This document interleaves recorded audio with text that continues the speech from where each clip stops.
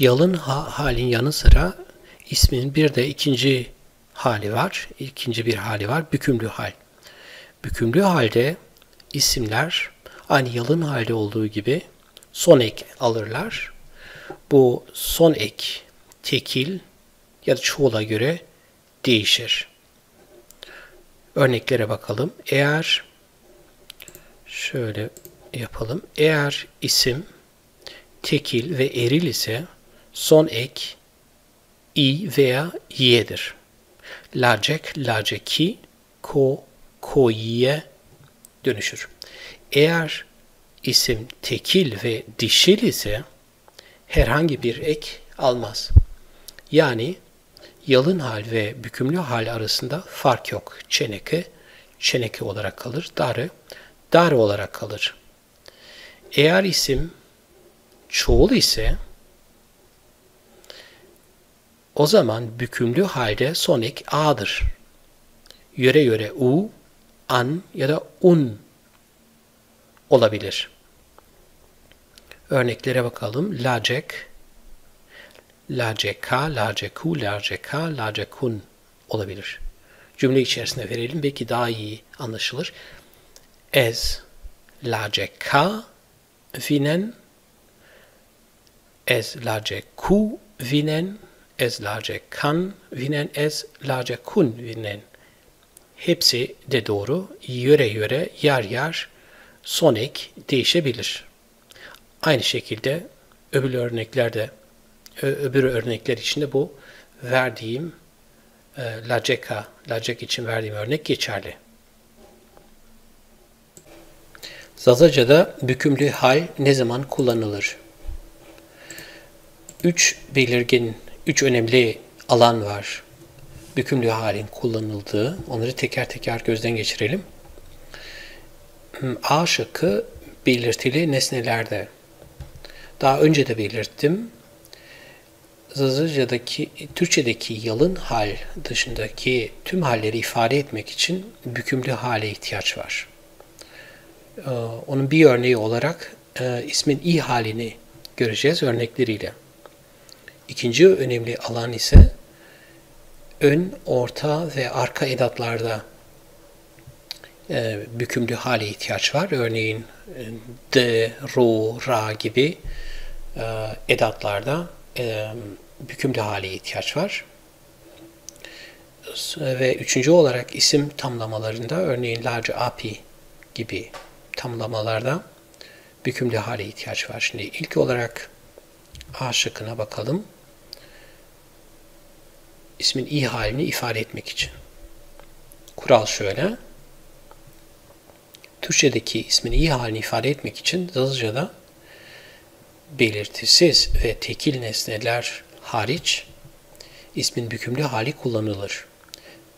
Belirtisiz ve tekil nesneleri ifade etmek içinse ismin yalın hali kullanılır. Bunu örnekleriyle görelim. Şöyle, eğer isim tekil, yani nesne tekil ve belirtili ise ismin bükümlü haline ihtiyaç var. Yani Zazaca'da bükümlü hale ihtiyaç var.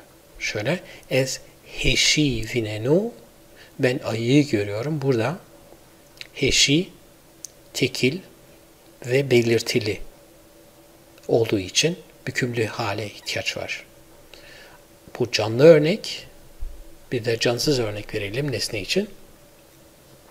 Ez boni vinenu, ben evi görüyorum. Aynı şekilde. Tekil ve belirtili. Yani herhangi bir ev değil, herhangi bir ayı değil, belirli bir ev ve belirli bir ayı olduğu için bükümlü hale ihtiyaç var. Şimdi bunun tersine bakalım. Eğer tekil ve belirtisiz ise, yani nesne herhangi biri ise, belirli değilse, o zaman yalın hale ihtiyaç var. Şöyle, ez heş vinenu, ben ayı görüyorum. Aynı Türkçedeki gibi burada heş için yalın hale ihtiyaç var. Heş burada bükümlü halde kullanılmıyor. Şimdi bu tekil örnekti. Bir de çoğul örneğe bakalım. Kuralda da gördüğümüz gibi çoğulda istisnasız bir şekilde bükümlü hale ihtiyaç var. Yani nesne çoğul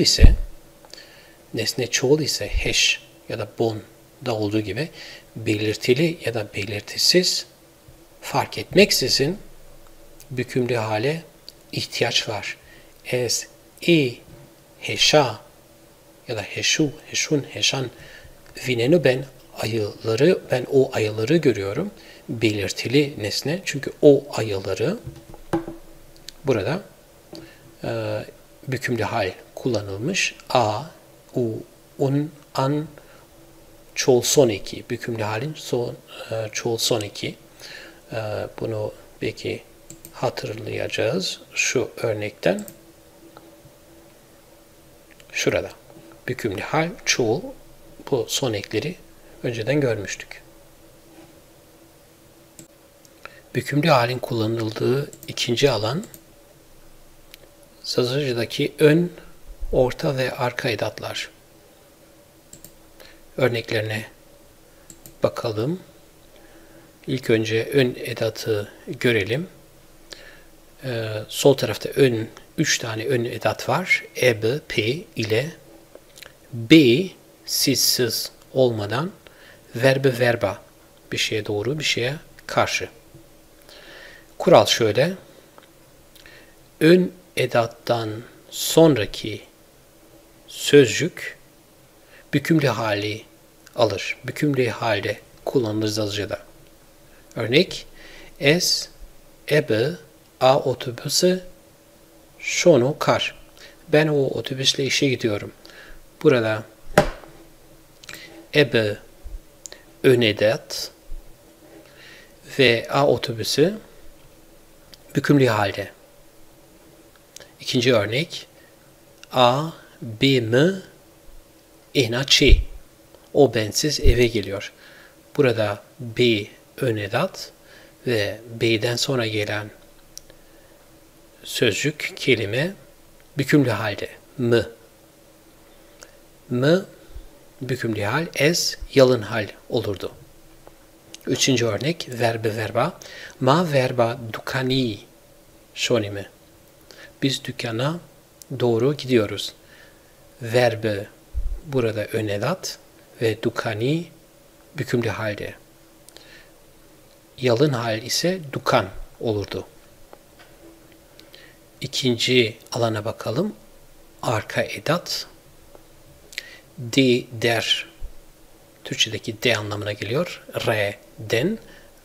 Re bir şeye için ya da yön belirten edat.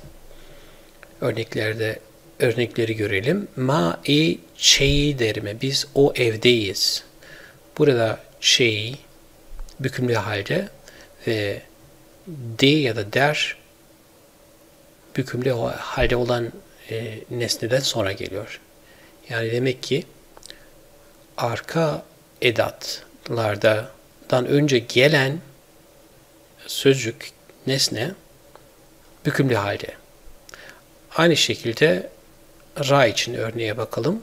Es tora non hernenu. Burada ra arka edat ve ra'dan önce gelen şahıs zamiri burada to bükümlü halde. Aksi takdirde t olurdu. Yalın halde olsaydı. Re es tore non hernenu.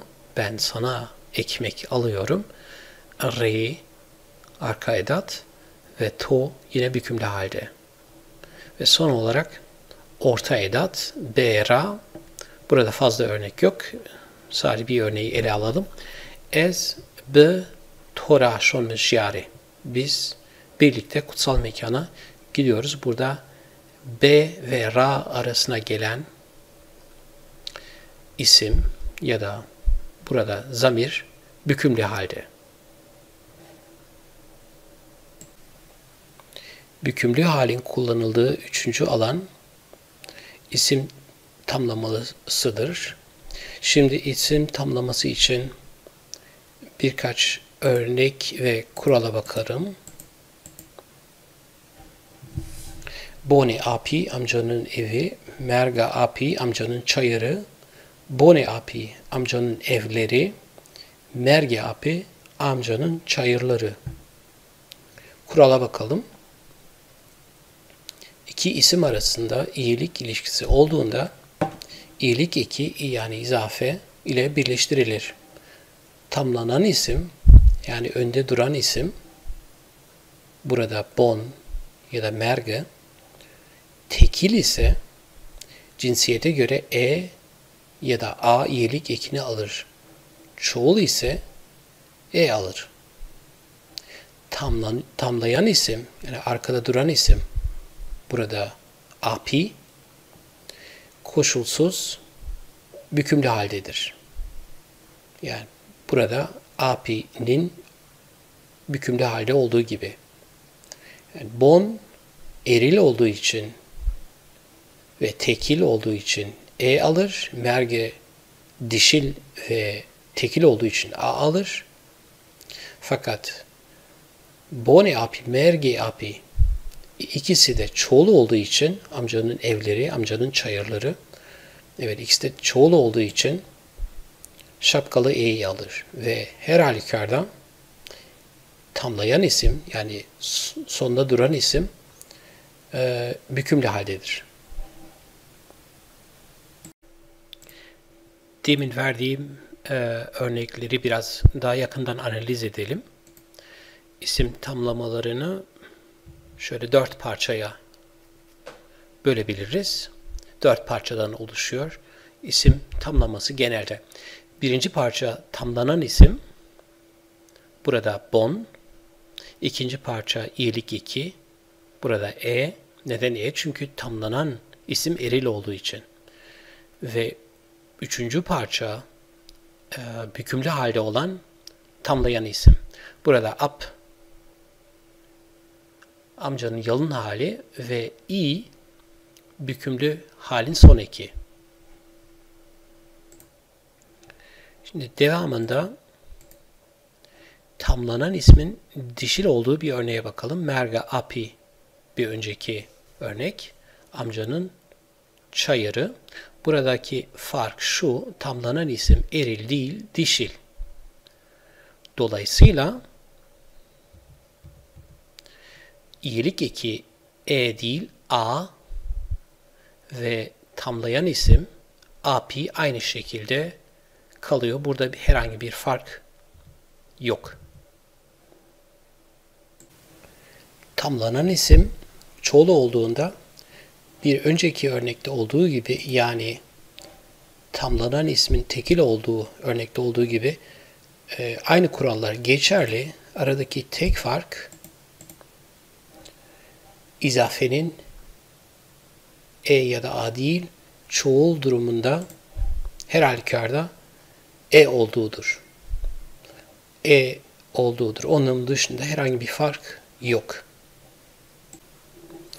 En sonunda isim tamlaması hakkında verdiğim örnekleri bir tabloda bir araya getirmek istiyorum. Tamlanan isim tekil ve eril ise izafe e olur. Tamlanan isim tekil ve dişil ise a olur izafe. Merga api amcanın çayırı, bone api amcanın evi.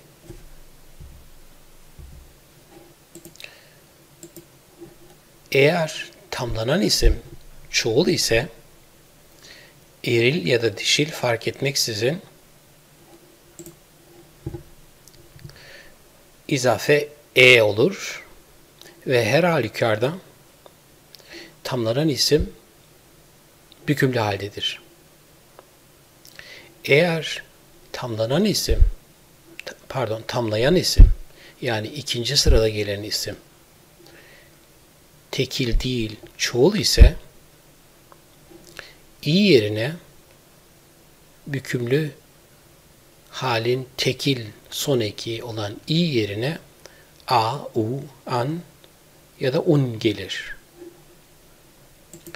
Daha önceki derslerde bu tabloyu görmüştük ve bükümlü halde tekilde son ek i ve çoğulda a, u, an, un olduğunu öğrenmiştik.